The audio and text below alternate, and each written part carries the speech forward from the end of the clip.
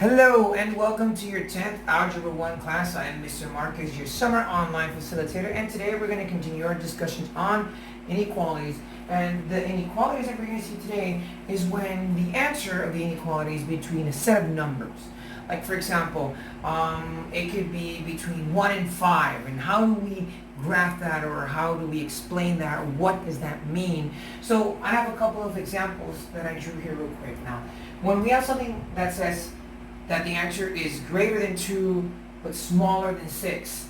Now what does that mean? Well, what that actually means in this case is that my answer is going to be between 2 and 6. So if my answer is going to be between 2 and 6 and I draw a number line, I know that this would be 2, 3, 4, 5, and 6. So if it says x is greater than 2 and x is smaller than 6, it's actually telling me that my answer is between 2 and 6. And to be more specific, it's between a number that is greater than 2 and smaller than 6. So how do we write that? Well, what we do is we write our answer starting with the smallest number first, and obviously between 2 and 6, 2 is smaller. So we say 2 is less than x, right? Because basically 2x is going to be a number smaller, x is going to be greater than 2. So we say 2 is less than x, but x is less than 6. So our answer is basically between 2 and 6. Now I'm going to make this a little bit easier on you.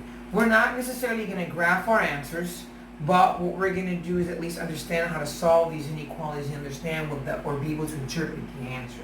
Now let's say I say x is greater than or equal to 2, but x is less than or equal to 6. That means that in the first answer, in the first part, 2 and 6 are not included. In the second part, or the second postulate, or the second example, 2 and 6 are included. So what this means is that my answer is actually going to be between 2 and 6. So again, we start off the same way, and you're going to notice that they all start off the same way. Always a smaller number goes first, in this case 2, and we say it's less than or equal to x, but x is less than or equal to 6. And what that means again is that the answer is between 2 and 6. Now, what if we have an answer that says x is less than 2 or x is greater than 6? Now in this case, it's saying that x is either going to be any number smaller than 2 or any number greater than 6, but nowhere in between. So if you had something like this, you would write it like 2, and you would write it like this. And that's what that means. That's what it means. I know it sounds a little confusing, and I know you guys are probably wondering, what are you talking about? But let's do these two examples real quick, and let me explain to you what I want you to do, and then you'll get it.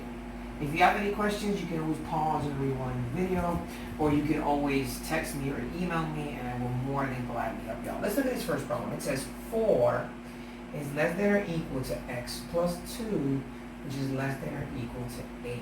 Now I want to know the value of the x, and I want to know what the answer is. And right off the bat, you're going to see that it's the answer is going to be between a certain set or series of numbers. So how do we do this? Well, we're going to start the same way we started all prior inequality exercises, which is isolating the variable. In this case, I want to isolate for x, so that means if this is plus 2, I'm going to subtract everything by 2. So it's going to say minus 2 here, but also minus 2 over here, 2 here. Now this is going to cancel out, and 4 minus 2 is 2. I bring down the inequality sign, and I bring down the other inequality sign, and 8 minus 2 is 6. So this is saying that my answer is going to be between 2 and 6. Now, if I look at this, how do I graph that? Well, I look at it by parts. If I look at this, I see that the inequality sign is facing the variable, so that means that x is going to be greater than or equal to 2. So I know that my answer is going to start here, and I shaded my point because it's greater than or equal to. Now I look at this, and I realize that it says x is less than or equal to 6, or 6 is greater than x. So that means that x is going to be any number greater than 2, but any number smaller than 6. So we say 3, 4, 5, 6 would be here. Okay? And this is how we would graph our answer.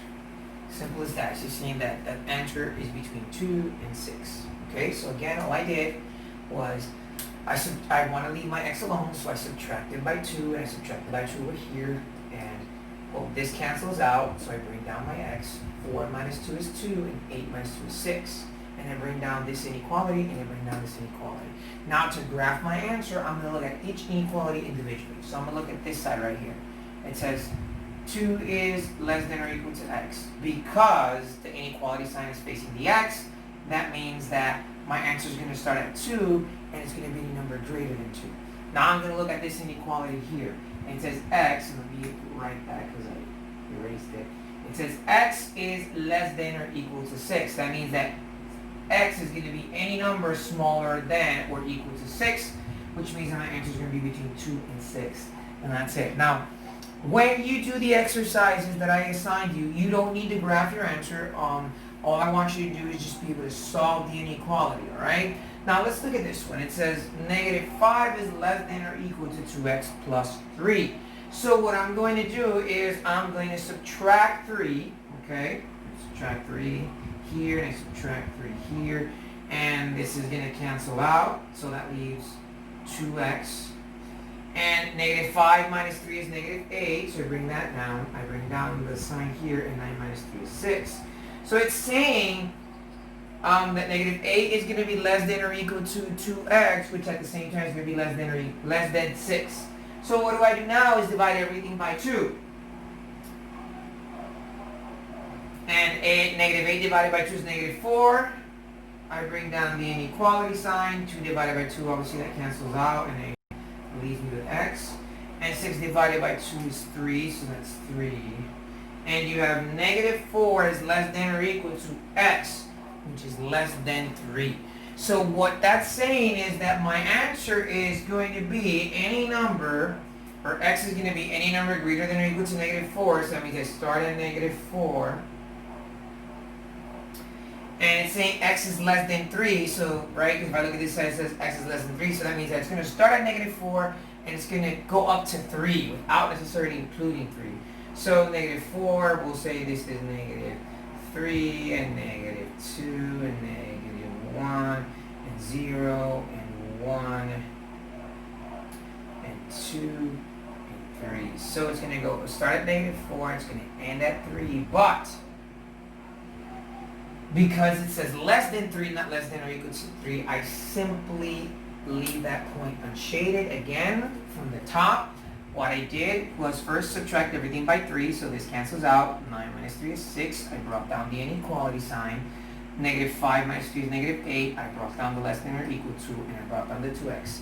My last step is to divide everything by 2, and this cancels out, so I bring down the x. Negative 8 divided by 2 is negative 4, and I bring down my inequality sign, and bring down this inequality sign, which is less than, and 6 divided by 2 is 3. So that means that my answer is going to be any number greater than or equal to negative 4, because this says that x is greater than or equal to negative 4, and any number smaller than 3, because it says x is less than 3. So that's it for this lesson, guys. Along with this video, I'm also going to upload your practice problems, okay? So when you check this video out on LMS, also go to the bottom and verify the exercises that I uploaded. If you want, you can also subscribe to the YouTube channel and check it out. So this is your favorite math teacher saying stay safe, and I'll see you guys soon.